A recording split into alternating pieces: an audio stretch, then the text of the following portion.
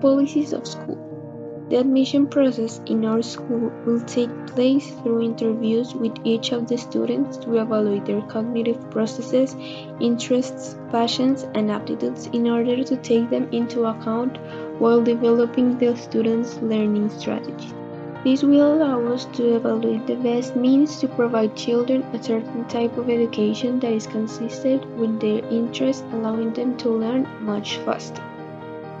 The staff of our school will be integrated by the administrative staff in charge of directing and taking important decisions, the teachers who will be in charge of developing and applying learning strategies that are consistent with their students' abilities, the psychologists who will be in charge of evaluating that the decisions and strategies taken are appropriate for the students, and the cleaning, maintenance, and kitchen staff will be in charge of maintaining the facilities of the school. The largest source of funding in our school will be contributions from the state and private companies that are related to the use of new technologies and that can provide resources to increase the growth of education. On the other hand, there will be the financial contribution of the parents, which will not be very high but will be adequate for the level of education that the children will receive. In our school, there will be a line of command based on the traditional method used in today's schools. However, there is going to be a group of psychologists who will work and support for students, teachers, and administrative staff. There will be a rector who is going to have mainly executive role in decision making. Next in line, there will be the coordinator teachers who will be divided into the specific areas or subjects of expertise they will be in charge of. For example, mathematics, biology, music and arts, etc. These teachers are going to oversee the correct handling of these subjects and the different curricula. They will also offer advice to students or teachers if they require it. Then there will be normal teachers who will be in charge of classes and will have direct and constant contact with students. Additionally, a group of trained psychologists will assist teachers in their labor with students and will also resolve issues that may arise in class, be it between students and teachers or between students, or if students have any mental health problems. The participation of students, teachers, and parents is really important to the decision-making process of the school. In this way, students will choose representatives of each class to form a student council who will look after the interests of students. Likewise, teachers will also have a council of teachers to discuss academic matters and changes to the curricula. Furthermore, this structure wouldn't be complete without the participation of parents in the educational process. Parents would attend meetings to check how their children are going. There are also going to be many activities so parents can get together with teachers and other staff of the institution. Who's the school for? Our schools will accept kids and teens from all ages, colors, races, and income levels. This way the quality in education will be shown. The kids will course through all the grades from kindergarten to the moment of graduation. The kids who enter from a young age, about 3 to 6 years old, will course kindergarten. Here they will learn how to communicate, interact with peers crossing this level, to learn with and from them.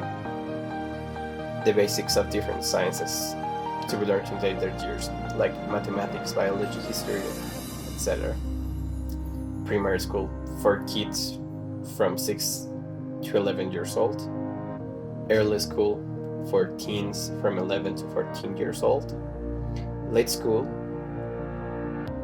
for older teens from 14 years old to graduation, about 17 years old plus.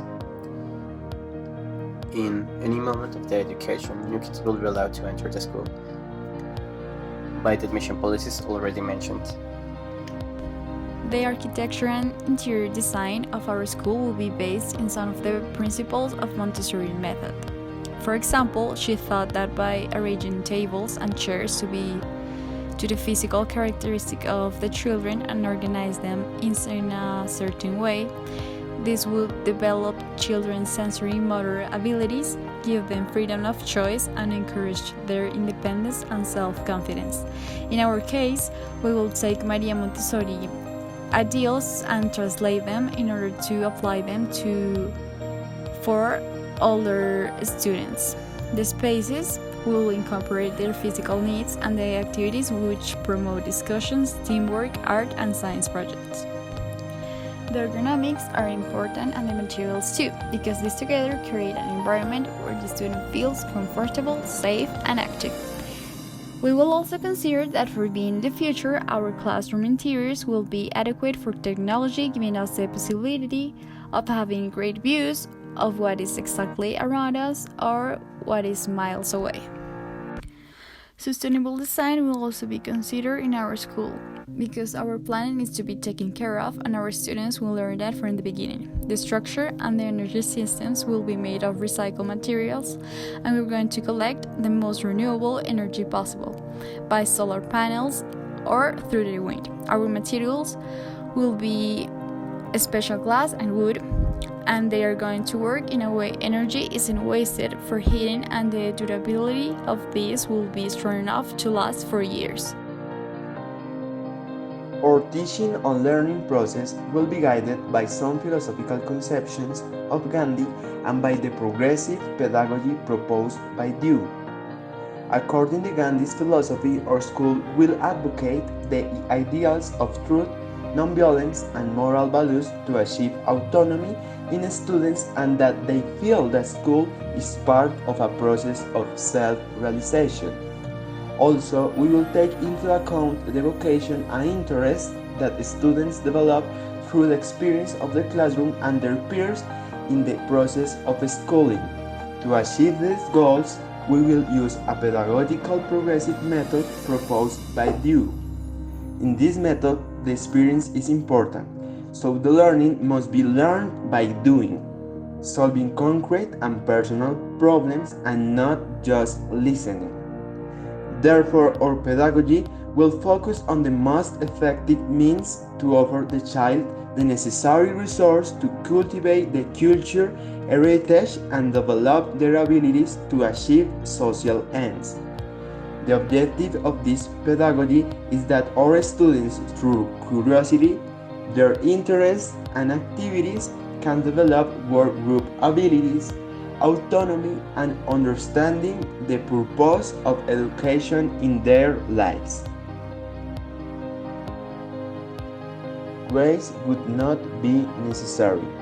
The students will go for presentation, group assessments, searching for a way where they can show the teacher and their peers that the different information that were taught during the different periods were really learned. This way, they can show that they are ready for the next level. The idea to not grade students goes by hand with the idea of erasing the stress and competitiveness that a grade creates. This way, they can show if the subjects are important for them and what have they learned. Instead, teachers will give students feedback and recommendations on how to improve the work done. There will be a second or a maybe third version where students will improve their work, and this way they can internalize the subjects and solve any doubts that they develop along the way.